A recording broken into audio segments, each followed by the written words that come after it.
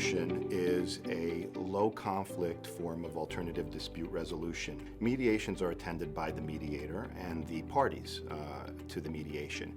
Sometimes they'll attend without lawyers, and many times they'll attend with their lawyers.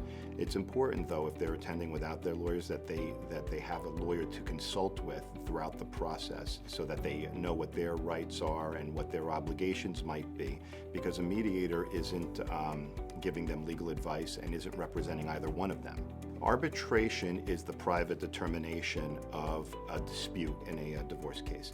So it is basically hiring a private judge to determine the issues in the case. It's different than mediation, because mediation, it's an impartial person trying to help the parties settle their case.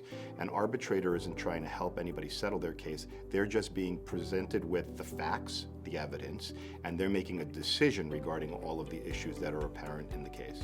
Deciding whether or not to mediate or arbitrate is a good question.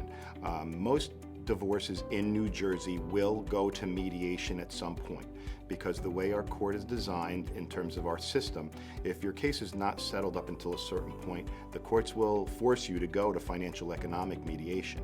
So some of the benefits of arbitration are that you get to select your arbitrator.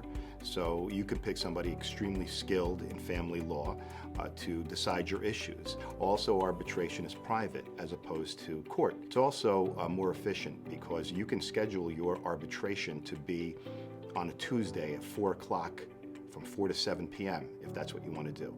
You're not going to do that with court. So while you're paying for an arbitrator, and it might seem like it's more money, it's actually less, because it's more cost efficient. If you go to mediation and the mediation is successful, it can resolve all your issues. So at the end of a mediation, you can ask for what's called a memorandum of understanding. And that will be an outline of what you have covered in the mediation and what some tentative agreements might be. That is not binding. But if you conclude your mediation with a term sheet of the issues that have been resolved in a case, then, and that's signed, that can be binding. So you can leave your mediation with a binding deal.